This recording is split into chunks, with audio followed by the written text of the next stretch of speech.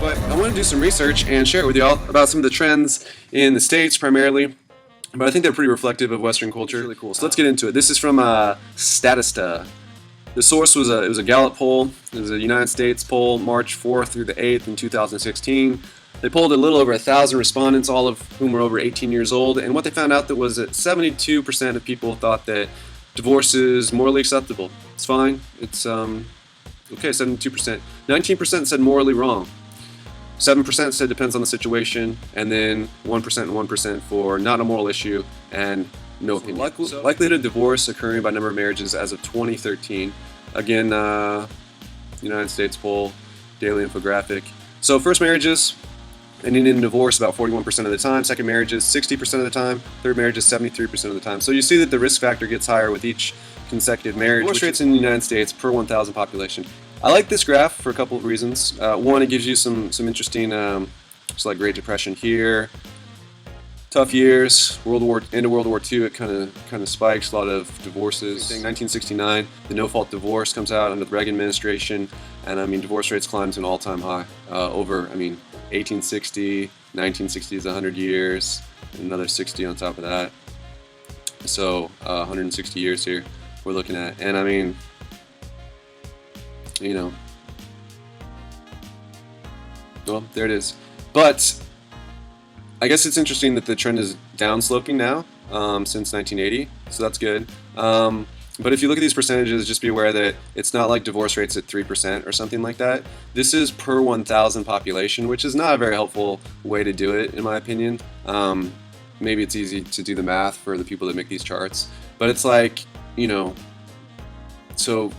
people under 16 are included in this. Well, 4-year-olds don't get married, and they don't get married and they don't get divorced. So the fact that those people are included in this graph kind of brings the numbers down lower than they should. They're probably going to be more up like where we saw before. I'm going to skip down here and then come back to this middle one. This is interesting. This is more of number of divorces over total marriages. So this puts the number more at 1/2, about 0.5. That's like one divorce for every 2 marriages. So about 50% probability of marriage ending in divorce. And that kind of lines up with this first one. What was this one? If you average all these out, right? 40% plus 60% plus 73. If you kind of average those numbers out, it kind of makes sense. So I'm going to jump back up here because I like this trend line. Here since 1980, you see that the number of marriages, so people have been getting married less. Like this is maybe, what does it say, 10.6, 6.8.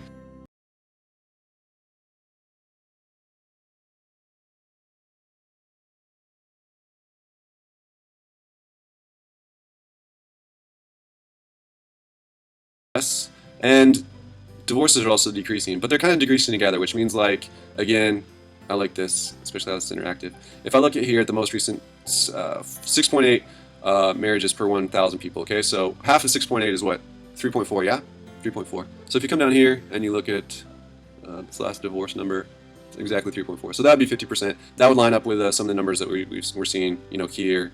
Obviously, it's probably done by the same people, but also on the other graph as well. So interesting stuff there.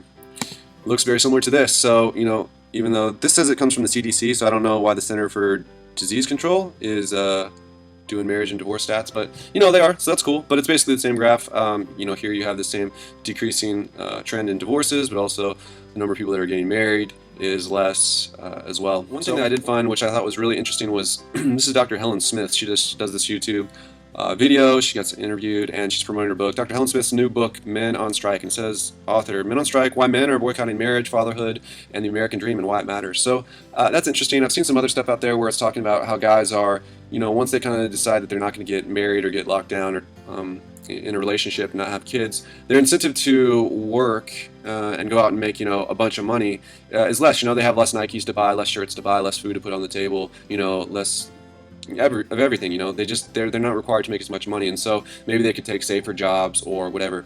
One thing I will say about this video is this woman does an incredible job, I'd really say, at presenting her views and her analysis based on her research in a great way. I mean, it's very clear. She makes her points concisely. And it's not like there's no judgment. She's just, it feels like she's a true professional, where she just is looking at the trends in society and explaining it in these in her book. So she does really great. I would suggest it. This is something interesting I saw. this week, I don't know if y'all are big news readers. I'm really not, but this one did catch my eye. That there was a case in San Francisco, California, of a group trying to get prostitution legalized, and I think one, it caught my eye, but then when I really thought about it, I thought, I expect to really see a lot more of this kind of thing push for, you know, the sex trades to be legalized, because I mean, think about it. You're going to have a lot of people that are opting out of marriage just to begin with. Obviously, marriages are becoming less popular. And then the people that do get married, more of those are ending out back in the marketplace.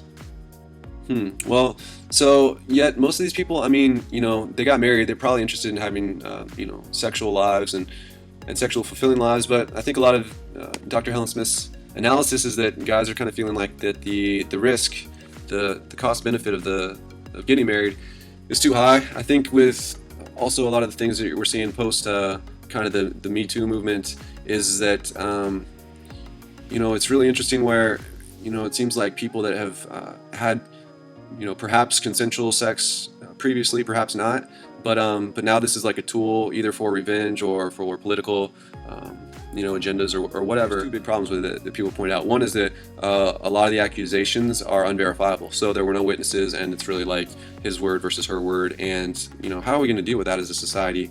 Is one with hookup culture, and buyer's remorse is a term, I guess, if people have consensual sex, but then someone regrets it, or maybe there's a breakup afterwards, or who knows, a divorce, an affair. I mean, but it's getting really crazy. It's like just having sex with in the dating pool seems like a more and more risky affair. So maybe people are going to push for some other alternatives. We'll see. Anyway, I didn't know that there was a group advocating for sex workers, but apparently there is. It says the Erotic Service Provider Legal Education and Research Project. We're basically trying to push for the removal of what they say is laws that violate the constitutional rights to sexual privacy, intimate association, and free speech. So they were trying to use a 2003 Supreme Court decision in their favor. And the judge, Jane Rastani, wrote, "The duration of a relationship between a prostitute and client does not suggest an intimate relationship. Further, the commercial nature of the relationship between the prostitute and the client suggests a far less selective relationship than that which previously has been held to constitute an intimate association." So basically the courts, it says, three-judge panel unanimously rejected the group's claims, but the group has decided that, according to a spokeswoman for the advocacy group, that it will appeal the decision. So, they're going to continue to fight for this. And so anyways, the other thing that really shocked me 3-4 months ago was that there was this young man. He posted a video basically talking about how he was, not going to get involved with women sexually or whatever, but that he was just waiting for the virtual reality pornography to roll out. And the Wall Street Journal says the first real boom in virtual reality, it's pornography. So, I think that in 1995, Netscape kind of launched, and most Americans got internet service and home web-based browsing in 1995. And largely, I've been told that I remember reading that it was really pornography websites that really drove a lot of the early growth of the internet. And here's kind of the same thing. So this is I don't think this is not going to go well. I mean, I understand that people they're scared of getting divorced. They've been hurt before, if they've been through a messy breakup or whatever. Maybe they watched their parents get divorced, and so they're thinking, well, obviously, I mean, based on this other trend that we have here, that divorces is going down, but marriages are going down. People are waiting longer to get married, and then fewer are marrying.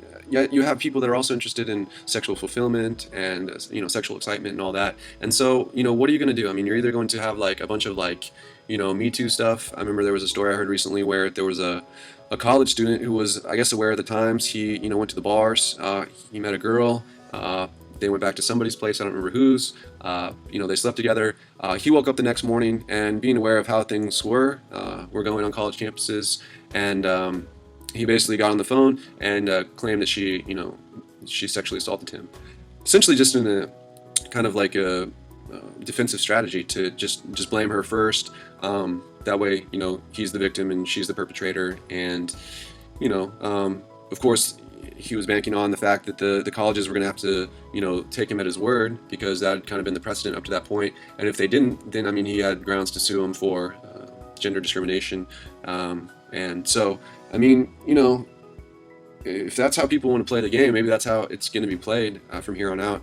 But it looks like a pretty awful way to go. I mean, the impact that probably had on that girl's, future, her career. Maybe she was kicked out of school. I don't know. But it's like, these games of, what is consent? I was at a university in America just like a year and a half ago, and the big push was like consent, consent, consent, consent. I mean, it's just like a free for all. It's the wild, wild west out there in the sexual world, and I don't think that like legalizing prostitution is going to be an answer. I don't think that virtual reality pornography is going to be the answer. I don't think bailing out of marriage is really going to be what people want. I just don't see a lot of other great options. So, long story short, I mean, this is really the world that if our spouses have left, this is the world that they're walking into, and it doesn't look to be a pretty picture, any which way you cut it. So, I mean, in closing, I'll just say thank you so much. Thank you, thanks for believing in marriage, for what kind of God has designed. Like I said before, that He is going to work in your life, He is going to work in your spouse's life. That learning the habits of forgiveness and understanding, compassion, and growing in things like holiness and godliness. I mean, this is, for me, I mean, hands down, the best option given what I'm seeing out there. So anyway, that's what's going on. There's some numbers just in case you hear different things, different reports, different stories, different people saying divorce rates are here, there, wherever. You can say, well, different stats, different graphs come out by different agencies and change over time, but you'll at least have a decent idea that, you could say that divorce rates in the States are somewhere between 41% and 50%, and that second marriages, 60% divorce rate, 73% divorce rate. Guys aren't totally crazy for opting out of marriage, and some of this other stuff. So I hope you guys are doing well. We'll talk to you next time. Bye.